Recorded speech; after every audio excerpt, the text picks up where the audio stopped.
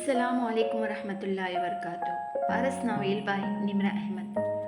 सवेरा आ रही है, चलिए ये तो अच्छा हुआ, मगर मसला वही है, वो किसी कानूनी कार्रवाई की बात कर रही है। मैं नहीं जानता वो क्या करने जा रही है, मगर उन्होंने फकरा अधूरा छोड़ दिया। आपके ख्याल में वो क्या कर सकती है? वो जैसे सीरियस नहीं थी, अभी तक मुस्कुरा रही थी। मैं कुछ नहीं कह सकता, मगर आपको किसने बताया कि वो आ रही है? उसने शायद तीसरी दफा पूछा। मेरे अपने सोर्सेस से चंद लम्हे की खामोशी के बाद वो बोली। पारस मुस्कुरा दी। मैं समझ गई, बेफिक्र रहे, मैं उन्हें डील कर लूंगी। बीबी, अफजल बाबा ने दरवाजा बजाया। पारस ने मुड़कर उन्हें देखा। आपके मेहमान आए हैं, आ रही हूँ। साथ ही फोन में धीरे से बोली, वो आ गई है, मैं चलती हूँ। और जलत में फोन बंद करके वो बाहर आई। सीढ़ियाँ उतरकर लॉन्च क्रॉस करके वो ड्राइंग रूम के दरवाजे पर रुकी। अंदर से फैरोजा माई के बोलने की आवाज़ आ रही थी। वो गहरी सांस लेकर आगे आई, जालीदार पर्दा हटाया और अंदर कदम रखा। उस वक्त उसके चेहरे पर बहुत मुतमईन, बहुत पुरतबाक मगर बहुत पुरस्रार मुस्कुराहट थी। और उसी मुस्कुराहट के साथ उसने फैरोजा माई के सामने वाले सोफे पर मौजूद मेहमान को देखा और पारस की मुस्कुराहट गायब हुई, रंग फीका पड़ा। शकील, उसकी आवाज़ बमुश्किल निकल पाई। सियाह पेंट कोट और पीली शर्ट में मलबूस घनी मूंछों और शातिर आंखों वाला शकील उसे अंदर आते देखकर मुस्कुराते हुए खड़ा हुआ। हाँ मई, क्या अच्छा नहीं लगा मेरा आना? पारस ने खाली खाली नजरों से उसे देखा और फिर फैरोजा माई को जो बेटे की अचानक आमद पर खुश भी थी और हैरान भी। नहीं, कैसे हो? वो धीमी आवाज में कहती खड़ी ही खड़ी पूछने लगी। अभी तक वो संभल नहीं पाई थी। कैसा होना है? पैसे नहीं थे, सारा कारोबार ठप हो गया, सब छोड़कर वापस आना पड़ा। अल्फाज की बरक्स वो खुशदिली से कह रहा था।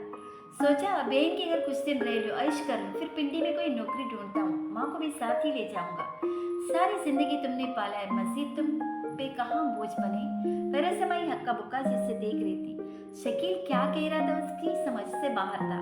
पारस ने बमुश्किल अस्बात में सिर हिलाया। जैसे तुम चाहो, मुझे जरा काम है, फिर मुलाकात होती है। वो जाने के लिए मुड़ी। उसी पल अफसर बाबा चाय की ट्रॉली धकेलता अंदर दाखिल हुआ। सुनो बाबा, मेरे लिए कोई अच्छा सा कमरा सेट करा दो और मेरे बैग से सारा सामान निकाल कर अलमारियों में लगा दो। अभी तो कुछ दिन हूँ मैं इधर।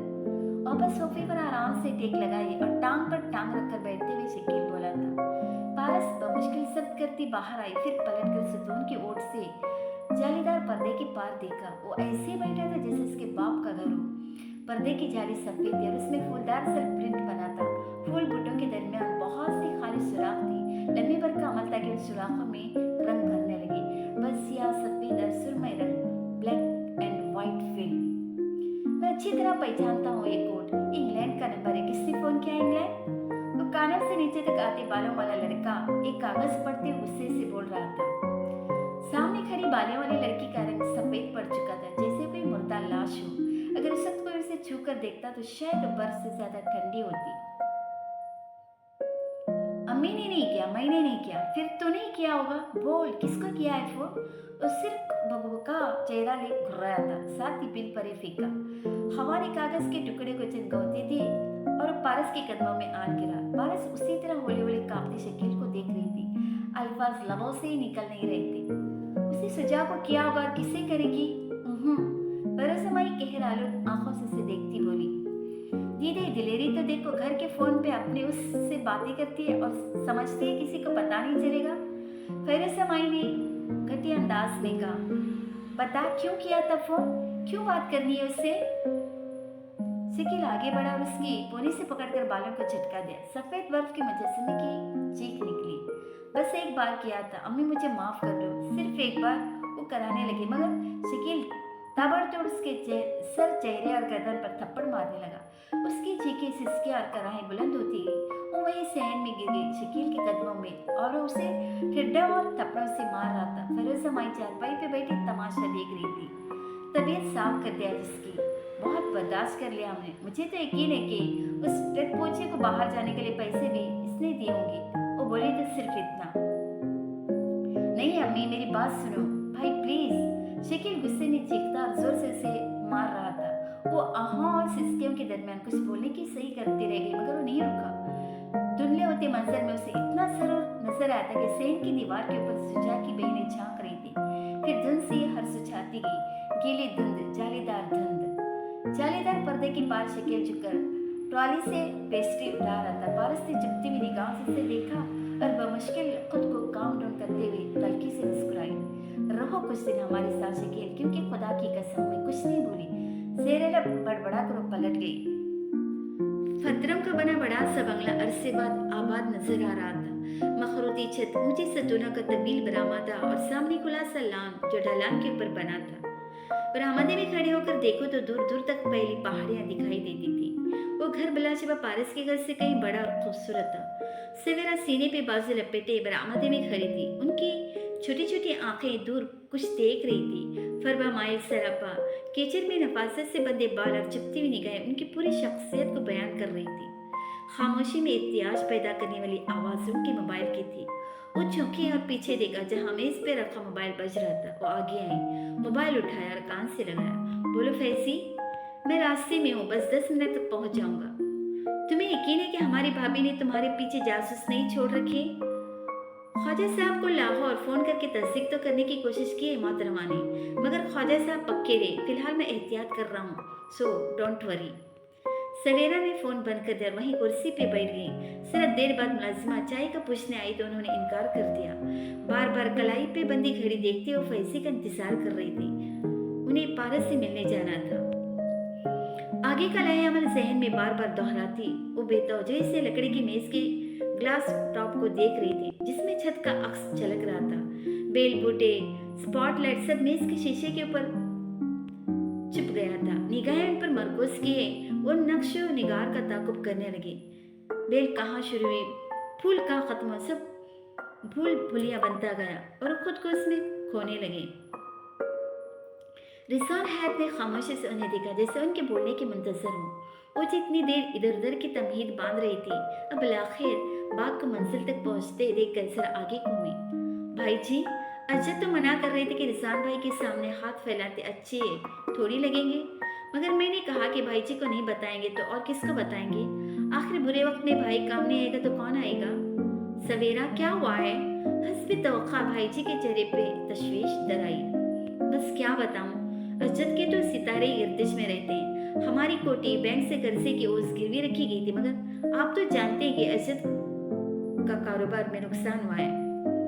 सारा कर्जा भी गारत हो गया और कर्जा अदा करने का इम्कान भी नहीं। ओहो, क्या बैंक से नोटिस आ गया है?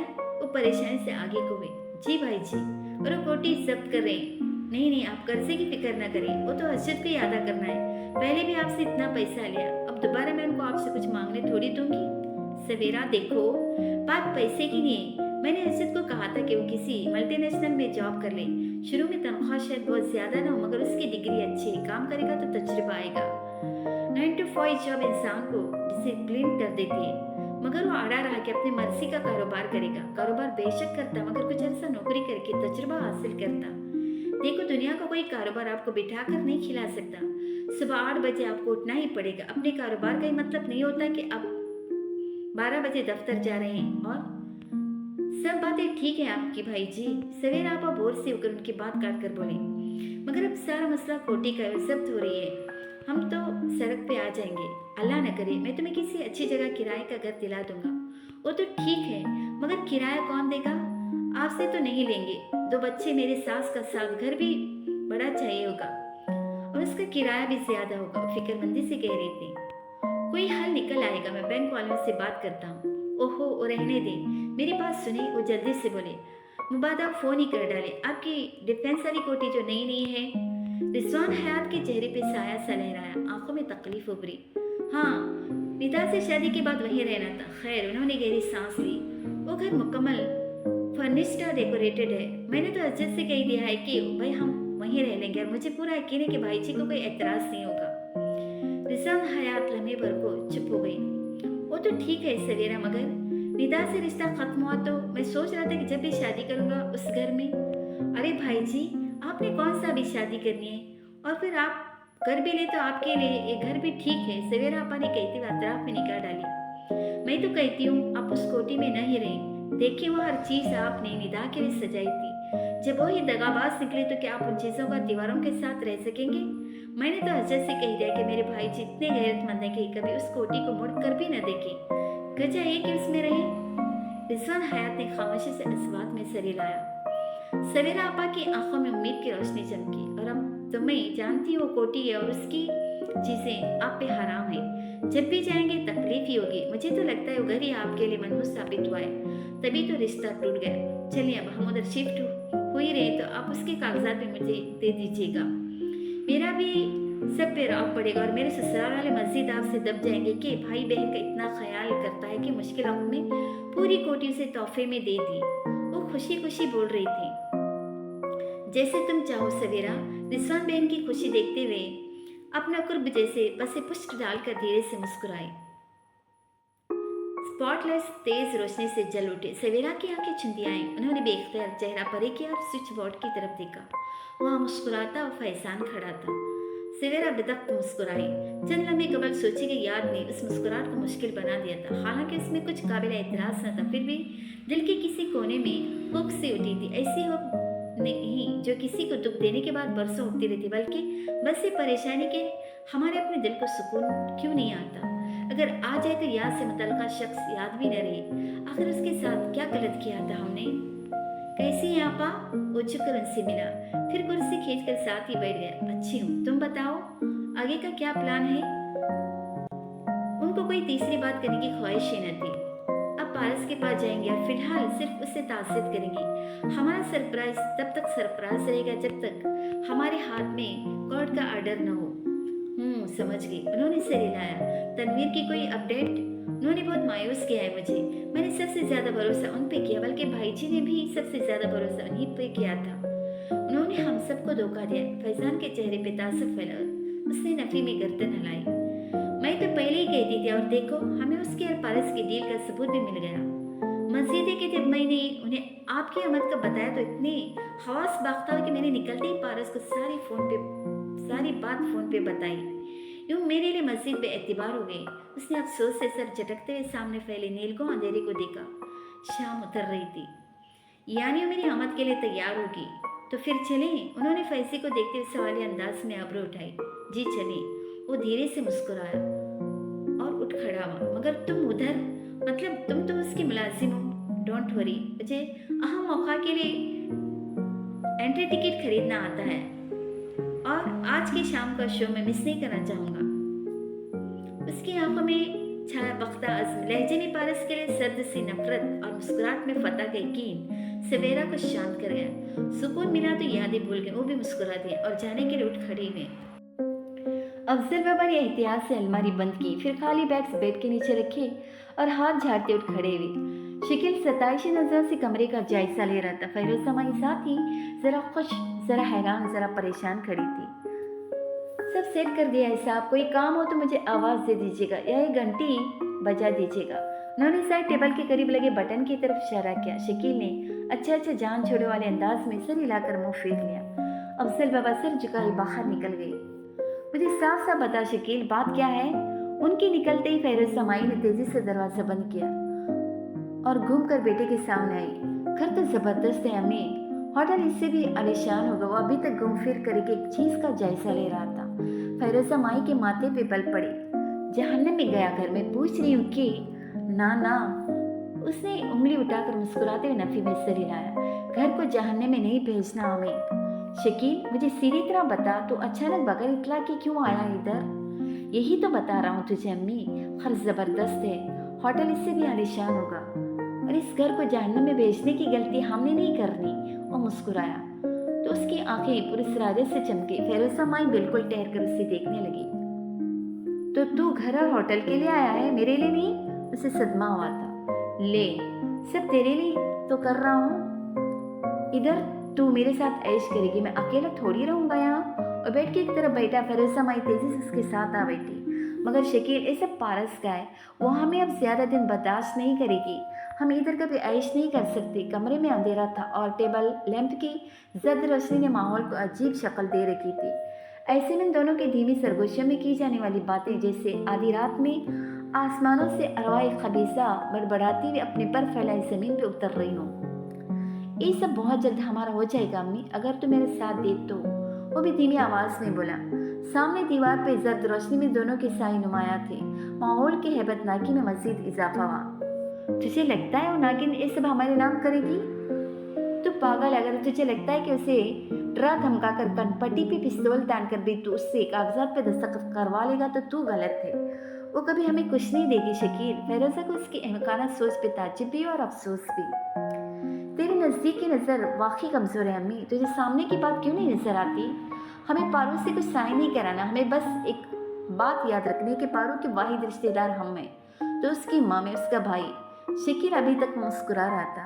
पर हम सौतेले हैं, जरा से पैसे खर्च करे तो सौतेला सगा बन जाता है। सोच अम्मी, पारू के पास कुछ नहीं था, फिर अचानक से एक दिन बुढ़ा हादसे का शिकार होकर मर गया और पारू को सब मिल गया। ऐसे ही अचानक अगर एक दिन पारू हादसे में मर जाए तो? मुस्कुराया। तो अम्मी, उसका सब कुछ डायरेक्ट उसके रिश्तेदारों को मिल जाएगा और अब मैं 100 साल उस नागिन के मरने का इंतजार करूं? इतनी जल्दी नहीं मरने वाली। फेरोजा माई के चेहरे पे झंझलाहट उभरी। वो मेरी अक्लमंद माँ, तुझे लगता है बुढ़ा ऐसे ही मरा होगा?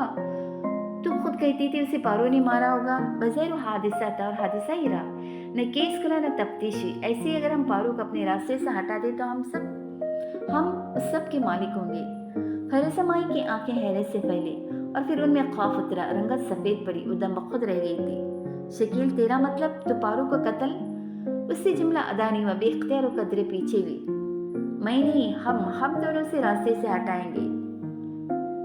तो तू इसलिए इधर आया है? शकील, अल्लाह का खौफ कर। मुझे वो एक आंख नहीं भाती, दिल करता है मार मार कर मुंह लाल कर दूं, मगर कत्ल नहीं। शकील, उसने नफी में गर्दन हिलाई। वो अभी तक खौफजदा लग रही थी। देख अम्मी, चंद दिन में हम सड़क पे आ जाएंगे, भीख मांगकर गुजारा करना पड़ेगा। तू लोगों के घर में बर्तन मांजेगी और उन झूठे बर्तनों में हड्डियां देकर मुर्गी खाने को तरसेगी। वो दबे दबे गुस्से से बोला। मगर तेरे पास कुछ तो होगा, इतने साल तूने दुबई में नहीं है, फूटी कोड़ी नहीं बची, सारा सरमाया डूब गया। अब मेरे पास उसके सिवा कोई चारा नहीं कि पारू से अपना हक छीन लो। देख अम्मी, सारी गलती उसकी अपनी है। अगर उसने सीधे तरीके से हमें हमारा हक दिया होता तो हम ये न करते। सारी गलती उसकी है, तो खुद को इल्ज़ाम न दे। शकील के पास खुद को सही साबित करने के लिए बहुत से दलाइल थे, हर शख्स के पास होते हैं। फेरोजा माई चुप हो गई। उसके चेहरे पे फिक्र की लकीरें खौफ के तख्ता में गुडमुड हो रही थी। अलबत्ता दीवार पे गिरते दोनों के साए स्लेट की तरह साफ और चपटे थे और सियाह भी। पारस के कमरे में तारखी थी। बालकनी की तरफ खुलती फ्रेंच विंडो के आगे पर्दे लटके हुए थे, सो चांद की रोशनी छिन कर अंदर आ रही थी। वो वही कुर्सी डाले फोन कान से लगाए सिर हिलाती कह रही थी, मैंने आपकी पूरी बात सुने मगर फोन रख दिया था। मैं समझी वो सवेरा होंगी, मगर वो शकील था। शकील? वो दुबई से क्यों आया? खैरियत? उन्हें तशवीश गुजरी। पारस ने गहरी सांस खारिज की। खैरियत होती तो ना आता, उसे पैसे चाहिए हैं, मगर ये वाहिद वजह नहीं होगी। बगैर किसी बड़े मकसद के सब छोड़ छाड़ कर दर नहीं आ सकता। खैर, मैं जल्द मालूम कर लूँगी कि वो क्यों आया है। और सवेरा, उनसे मुलाकात के बारे में क्या सोचा है? मुझे मालूम है मुझे उनसे क्या कहना है। आप फिक्र मत करें, मैंने सवेरा और फैजान का बहुत अर्से इंतज़ार किया। मैं पूरी तरह तैयार हूँ। दरवाजे पर दस्तक हुई और अफजल बाबा नमोदार हुए। पारस ने मुड़कर उन्हें देखा और अंदर आने का इशारा करके फ़ोन में बोली, ओके तनवीर साहब, जल्द मुलाकात होती है। फ़ोन रखकर वो बाबा की जाने मतवजा हुई। होटल से फैज साहब आए, कुछ कागजात आपको दिखाना है। इस वक्त वो हैरान हुए और बाहर फैलती रात को देखा। फिर उसे बिठाने का कहकर थोड़ी देर बाद लॉन में ही तो कुर्सी पे कुछ फाइल्स देखता फैज एहतराम उठ खड़ा हुआ। सॉरी मैम, काफ़ी देर हो चुकी है, मगर कुछ अहम फैक्ट्स थे अभी मौसूल हुए, मुझे आपसे डिस्कस करना था ताकि सुबह होते ही पहला काम इन पे अमल दरामद का करूँ। उसकी बढ़ते ही फैज ने खड़े खड़े झुककर सब कागज मेज पर फैलाए। लॉन में लगी पोल्स की रोशनी मुताले के लिए काफ़ी थी। वो दोनों उसको डिस्कस करने लगे। 15 मिनट हुए थे कि गेट पे कार रुकी। दरवाजे खुलने बंद होने की आवाज़ पे पारस सर उठाकर देखने लगी। उठी नहीं। उसके अकब में खड़े फैज के चेहरे पे हल्की सी मुस्कुराहट दर आई।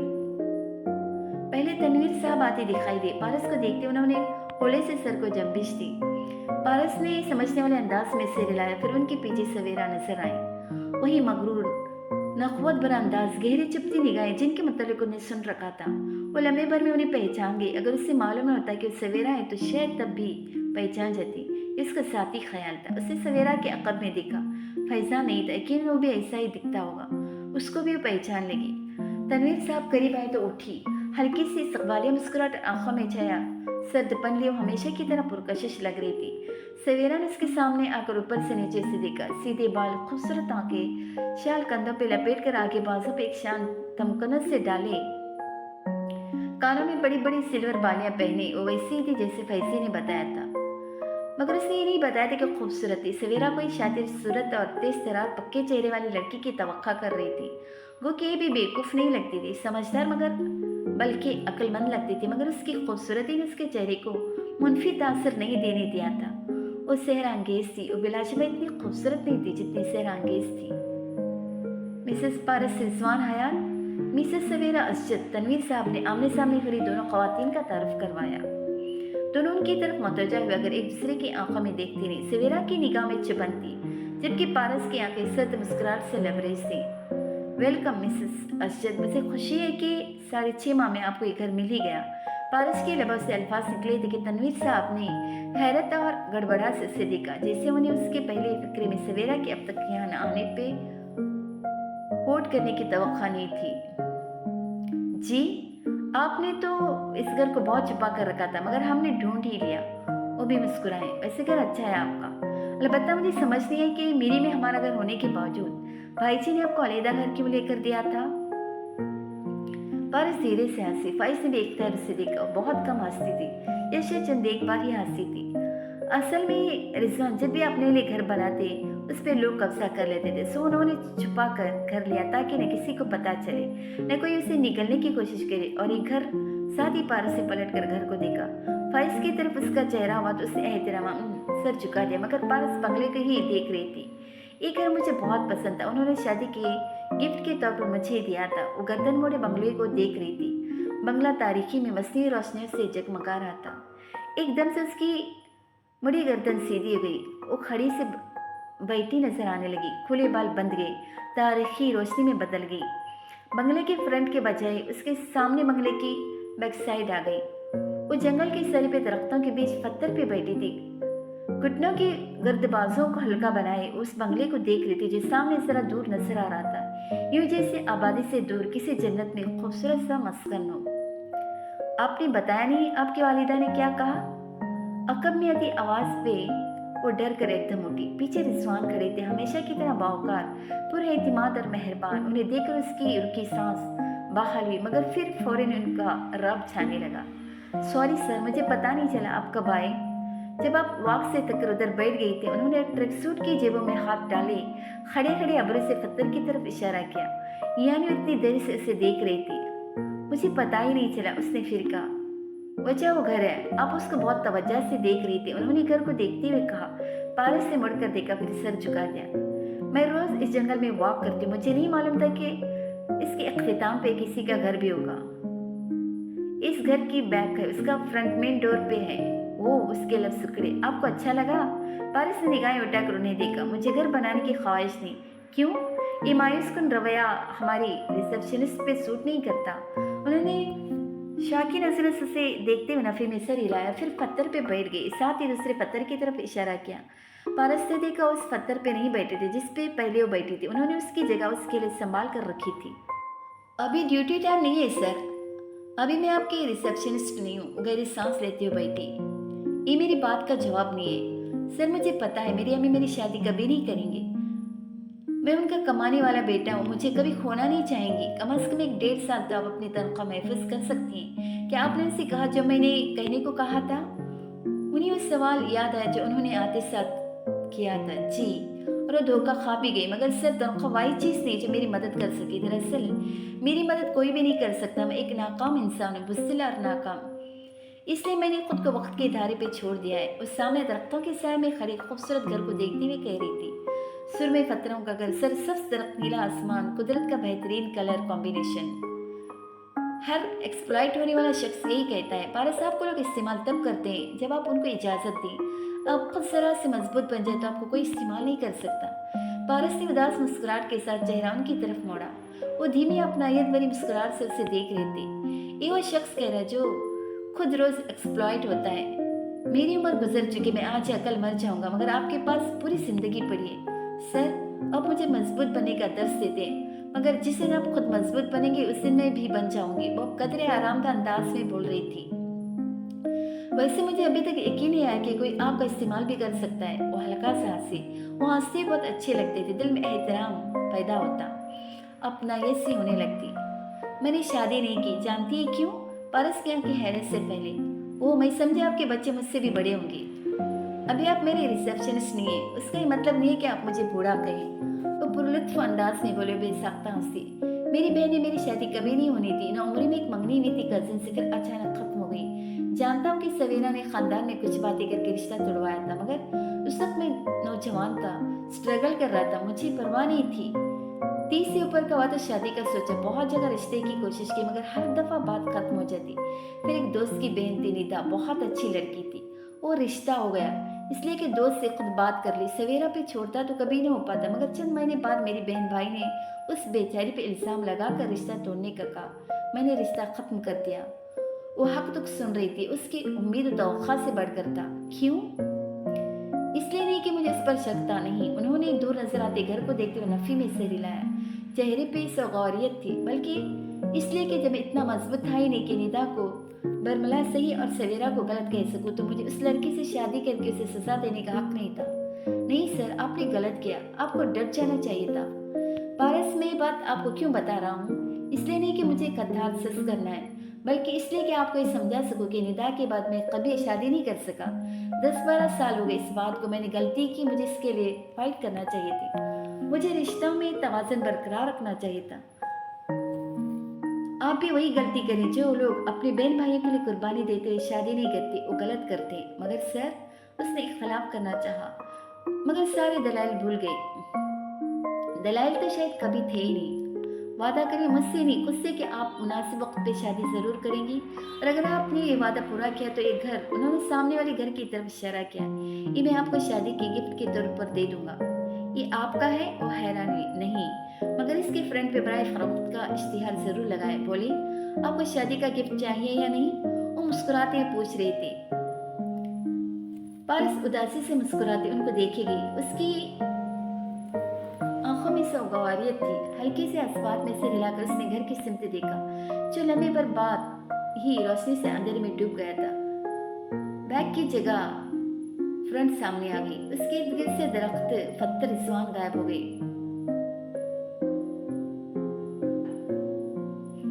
वो बैठे से सीधी तमकनत से खड़ी हालत में आ गई। पारस ने गर्दन वापस मोड़ी। अंधेरे लाउन में सवेरा और तनवीर साहब उसके सामने खड़े थे। फाइज पीछे था। लगता है बहुत महंगे तोहफे वसूल करने की आदत है आपको। उसकी पिछली बात सवेरा को झुलसा गई, जब भी मुस्कुराकर तंसियां बोले, महंगे नहीं, कीमती। वो भी मीठा सा मुस्कुराई।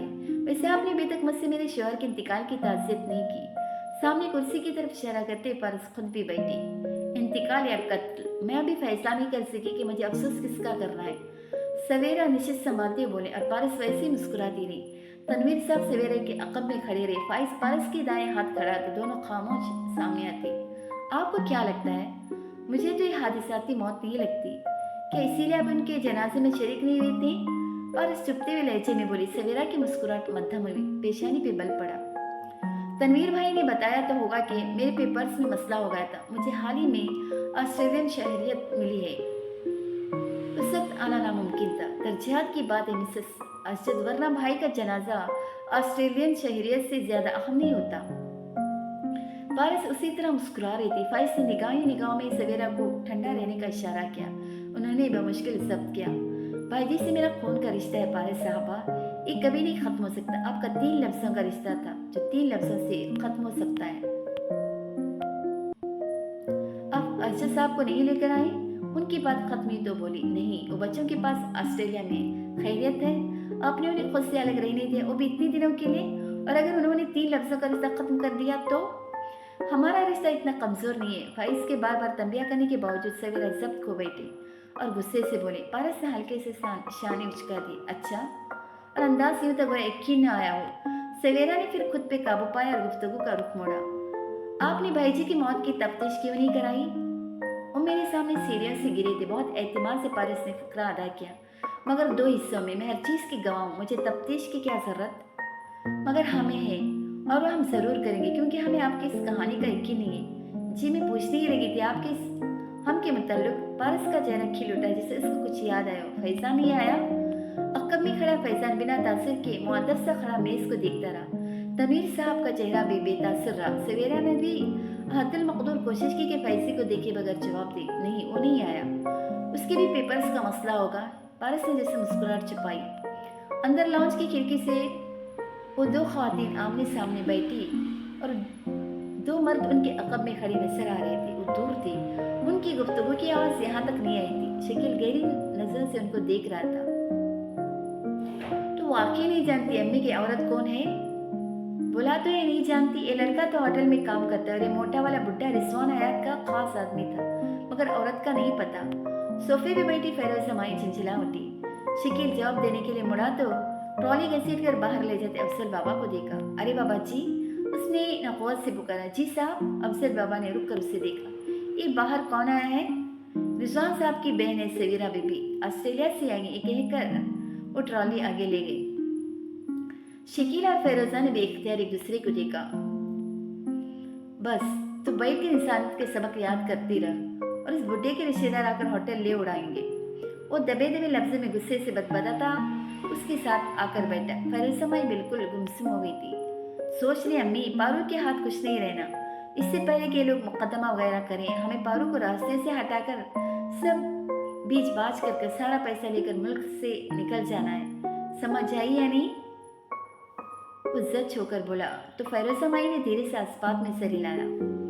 अलबत्ता उसके अंदाज में वाजिया तामुल था। अफजल बाबा ट्रॉली लेकर मेहमान और मेजबान के करीब आ रहे थे जब उन्होंने पारस को कहते सुना, उसके भी पेपर्स का मसला होगा। नहीं, वो कुछ बीमार था। सपाट लहजे में बोली। अफजल बाबा चाय निकालने लगे। अच्छा, क्या हुआ उससे? वो मस्ती मजाक उड़ाती फिक्रमंदी से बोली। और क्या वो 6 माह से बीमार है जो भाई के जनाजे में भी नहीं आया? सवेरा ने बमुश्किल पहलू बदला। वो जब्त नहीं कर पा रही थी और फैजान मुसलसल उनको निगाह में चुप रहने का इशारा कर रहा था। उस हालत में वो अफजल बाबा का सलाम और जय नजरअंदाज करके पारस को जवाब देने लगी। इस वक्त वो किसी लीगल मसले में फंसा हुआ था, अमेरिका से बाहर नहीं जा सकता था। अंदर लॉन्च की खिड़की से वो दो खवातीन आमने सामने बैठी और दो मर्द उनके अकब में खड़े नजर आ रहे थे। वो दूर थे। उनकी गुफ्तगू की आवाज़ यहाँ तक नहीं आई थी। शकील गहरी नजरों से उनको देख रहा था। तो वाकई नहीं जानती अम्मी की औरत कौन है? बोला तो है नहीं जानती। ये लड़का तो होटल में काम करता है और ये मोटा वाला बुड्ढा रिजवान हयात का खास आदमी था, मगर औरत का नहीं पता। सोफे पे बैठी फेरोज से माई झंझला उठी। शकील जवाब देने के लिए मुड़ा तो ट्रॉली घसीट कर बाहर ले जाते अफजल बाबा को देखा। ए बाबा जी, उसने नक़्क़त से पुकारा। जी साहब। अफजल बाबा ने रुक कर उसे देखा। ये बाहर कौन आया है? रिजवान साहब की बहन है सवेरा बीबी, ऑस्ट्रेलिया से आई है, कहकर वो ट्रॉली आगे ले गई। शकील और फेरोजा ने बेख्तियार एक दूसरे को देखा। बस तो बैठकर इंसानियत के सबक याद करती रहा और उस बुड्ढे के रिश्तेदार आकर होटल ले उड़ेंगे। वो दबे लफ्ज़ों में गुस्से से बदबदाता उसके साथ आकर बैठा। फेरोजा माई बिल्कुल गुमसुम हो गई थी। सोच ले अम्मी, पारू के हाथ कुछ नहीं रहता। उससे पहले कि ये लोग मुकदमा वगैरह करें, हमें पारू को रास्ते से हटाकर सब बेच बाज कर सारा पैसा लेकर मुल्क से निकल जाना है। समझ आई या नहीं? वो जिद होकर बोला था। फेरोजा माई ने धीरे से अस्बात में सर हिलाया। अलबत्ता उसके अंदाज में वाजिया तामुल था। अफजल बाबा ट्रॉली लेकर मेहमान और मेजबान के करीब आ रहे थे जब उन्होंने पारस को कहते सुना, उसके भी पेपर्स का मसला होगा। नहीं, वो कुछ बीमार था। उस सपाट लहजे में बोले। अफजल बाबा चाय निकालने लगे। अच्छा, क्या हुआ उसे? वो मस्ती में मजाक उड़ाती फिक्रमंदी से बोली। और क्या वो 6 माह से बीमार है जो भाई के जनाजे में भी नहीं आया? सवेरा ने बमुश्किल पहलू बदला। वो जब्त नहीं कर पा रही थी और फैजान मुसलसल उनको निगाह में चुप रहने का इशारा कर रहा था। इस हालत में वो अफजल बाबा का सलाम और चाय नजरअंदाज करके पारस को जवाब देने लगी। उस वक्त तो किसी लीगल मसले में फंसा हुआ था, अमेरिका से बाहर नहीं जा सकता था, बल्कि भाईजी के इंतकाल वाले दिनों में तो वो वैसे भी न्यू जर्सी गया हुआ था। उसको इतला देर से मिली, कहकर उन्होंने तनवीर साहब को देखा जिन्होंने इस बात में सिर हिलाकर गोया तायद की। पारस मुस्कुराई। अफजल बाबा आप खामोशी से चीजें आगे रख रहे थे। अच्छा, तो ये कहा था उसने आपसे? क्या मतलब? सवेरा के अब्रू हैरत से उठे। मतलब ये मिसेस सवेरा के शायद अब अपने दोनों भाइयों को अच्छे से नहीं जानती। जिस रात रिजवान के साथ यह हादसा पेश आया उस रात फैजान यहीं था, इसी शहर में, इन्हीं गलियों में। फाइज ने बुरी तरह चौंक कर पारस को देखा, मगर उस सवेरा को देख रही थी जो कुछ हैरान थे। मुतजब थे, बेयकीन थे। अफजल बाबा तक शशद्र रह गए। तनवीर साहब बेतासर रहे। नहीं, फैजान अमेरिका में था, उसने मुझे खुद बताया था। साथ ही सवेरा ने पहले तनवीर साहब को देखा, फिर फैजी को। वो खुद भी शौक लग रहा था। अफजल बाबा जा चुके थे। अगर उसकी याददाश्त खो गई हो तो उसे बता दीजिएगा कि पारस को अच्छी तरह याद है उस रात कहाँ था। ये भी कहिएगा कि पारस उसका 6 महीने से इंतजार कर रही है। अगर वो अपने भाई जी के लिए नहीं आया तो अपनी अमानत लेने जरूर आया जो मेरे पास छोड़ गया था। फैज अब एक टिक पारस की सर की पुष्प को देख रहा था, जैसे समझ ना आ रहा हो कि वो क्या कह रही है। सवेरा की सारी अकड़, सारा करोफर गुस्सा सब झाग की तरह बैठ चुका था और फैजान का दफा करने की मजीद काबिल नहीं रही थी। कैसी अमानत, बस 2 लफ्ज बोल पाई। पारस जवाब दिए बिना उठी और अंदर चली गई। लॉन्च में कदम रखा तो सर जोड़कर बैठे गुसर गुसर करते माँ बेटा बेख्तियार सीधे हुए। उन्हें देखे बिना ऊपर चली गई। उसके अंदर गायब होते ही सवेरा ने फैजी को देखा। तुम उस वक्त पाकिस्तान में थे? वो तेज लहजे में बोली। हाँ, मगर उसको कैसे पता? उसने देखते तनवीर साहब को देखा, जिन्होंने गहरी सांस लेते हुए नफे में सर हिलाया। मैं खुद नहीं जानता, वो अपनी बेगुनाही साबित की। और तुमने मुझे नहीं बताया? तुम फैजी, तुमने मुझसे क्यों छुपाया? सवेरा आपा की आंखों में बेयकीनी थी, दुख था। नहीं, अब अभी तो आई है, मैं सामने बैठकर बताने वाला था, सोचा रात को बताऊंगा। मगर और तुमने उसको क्या दिया था जो लेने गई है? कुछ नहीं, मैं तो इससे पहले भी मिला नहीं था, मैं नहीं जानता, मैं सच कह रहा हूँ। उसने बेबसी से उनको देखा। मजीद एहतजाज नहीं कर सकता था, वरना दूर से देखने वाले को शक पड़ता कि वो एक दूसरे को जानते हैं। तभी पारस बाहर आते दिखाई दी, उसके हाथ में कुछ था। फाइज ने खुद को कंपोज किया, पारस की तरफ देखा। मैं मजीद मुदाखलत नहीं करना चाहूँगा कि हम सुबह में आप ठहरे, मिसेस अजद बस जाने वाली है। हाथ उठाकर उसे खामोश कराते आपा के सामने बैठने के बजाय खड़े खड़े मेज पे कुछ रखा। लॉन में मौजूद 3 अफराद ने स्टेज को देखा। एक धुंधले शीशे का टुकड़ा था। फाइज ने न समझने वाले अंदाज में पारस को देखा, फिर सवेरिया को। ये क्या है? अपने भाई को दे दीजिएगा, वो उसे पहचान लेगा। मुझे यकीन है कि वो भी जल्दी ताज़ियत करने आएगा। ये देखने के बाद तो शायद मजीद ताखिर न करे। मुस्कुरा कर कह रही थी जैसे आखिरी बात हो। अब मजीद उनको बर्दाश्त नहीं कर सकती। सवेरा ने मुतअज्जब अंदाज में शीशे का टुकड़ा उठाया और खड़ी हो गई। पारस को बेबसी, गुस्से, अचंभे से भरी निगाह से देखकर मुड़ गई। जी, तो हम क्या बात कर रहे थे? उसने कुर्सी पर बैठते हुए सामने इशारा किया। फाइज गायब दिमागी के आलम उसके मुकाबिल बैठा और अपने कागजात फैलाई। उसके अंदाज में वाज़ेह सुस्त रवि दराई थी। वो यकीनन कुछ और सोच रहा था। यानी तुम भाई जी से मिले बगैर आ गए और तुम्हें नहीं मालूम हुआ कि उनका इंतकाल हो चुका है? सवेरा कमर पर हाथ रखे खड़ी खड़े तेवरों से उसे देखते हुए पूछ रही थी। वो दोनों आमने सामने अपने घर के बरामदे में खड़े थे। बाहर रात फैल चुकी थी और सवेरा सारी बात क्लियर करने के लिए सुबह तक का इंतजार नहीं कर सकती थी। पारस के सामने शौक और उलझी हुई थी, मगर रफ्ता रफ्ता उसकी जगह गुस्से ने ले ली थी। मसला ये नहीं है आपा, मैं ये बात तनवीर भाई को भी बता चुका हूँ। छुपाना होता तो उन्हें भी न बताता। वो जो घंटे से सामने खड़ा सफाई दे रहा था अब सिच हो गया। मसला है कि पारस को कैसे पता चला? जाहिर है तनवीर ने बताया होगा। तनवीर भाई ऐसा क्यों करेंगे? वैसे तुमने खुद मुझे बताया कि तनवीर उसके साथ मिला हुआ है। मैंने कोफ्त हुई। वो तो है, और इसीलिए अगर उन्होंने ये बात पारस को बताई होती तो उसे हमारे सामने न दोहराने की तनबीह भी करते, ताकि उन पे शक न किया जाए और उस तरह खुद को एक्सपोज नहीं करेंगे। उस सोफे पर जा बैठा सर दोनों हाथों में गिरा लिया। और ये शीशा, इसकी क्या कहानी है? मैं नहीं जानता वो इसको क्यों मुझसे मंसूब कर रही, मगर ये मैंने भाई जी की जैकेट के अंदर देखा था। उसने उसे संभाल कर रखा था। मुझे लगा उसने उसी से उनका कत्ल किया होगा। फैजी ने मेज पे रखा टुकड़ा उठाया और चेहरे के करीब लाकर उलट पलट कर देखने लगा। अगर ये शीशा आड़े कत्ल है तो इसका तुमसे क्या ताल्लुक? फैजा ने जवाब नहीं दिया। वो शीशे को गौर से देख रहा था। दफतन उसकी आंखों में एक एहसास उभरा, जैसे वो चौंका था, जैसे उसे कुछ याद है। उसने सर उठाया, मगर सवेरा के तासरात देखकर रुका। वो आंखें सकेड़ मशकों का अंदाज उसे देख रही थी। क्या आपा, भाई जी को तुमने तो नहीं मारा फैजी? उनके अल्फाज से अचानक जो फैजान के चेहरे पे लगे। उसका रंग सुर्ख पड़ा, लब भेजे, आंखों में बेयकीनी उभरी और फिर गुस्सा और तेजी से खड़ा हुआ।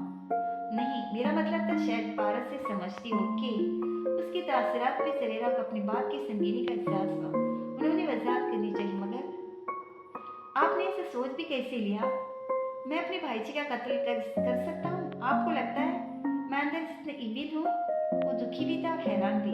पिछले 1 घंटे से आप मुझे यूं क्रॉस एक्समाइन कर रही हैं जैसे मैं अदालत में खड़ा हूँ। आप पहली दफा पारस से मिले और 20 मिनट की इस मुलाकात में उसने हम दोनों बहन भाई के दरमियान फूट डलवा दी। वो अपने मकसद में कामयाब हो गई, मुबारक हो। मेरा ये मतलब नहीं था। अच्छा बैठो। सवेरा भी बाजू से थाम कर उसे बिठाना चाहा मगर उसने सिर झटकते बाजू छुड़ाया। आप मुझसे नाराज हो गए तो वो आखिर कामयाब हो जाएगी। ओके। फैजी गहरी सांस लेते हुए वापस बैठ गया। क्या तुमने शीशा पहचान लिया? उन्होंने अपने इल्जाम से कबल उसकी आंखों में उभरे चौंक जाने वाले तासिर की बाबत पूछा। फैजी चंद ने उनको देखता रहा, फिर नफे में सर हिलाया। ये मेरा नहीं है, मैं इसे नहीं पहचानता। उसने एक ही फिक्रे में तो झूठ बोलते हुए शीशा मेज पर रख दिया। सवेरा खामोश हो गई।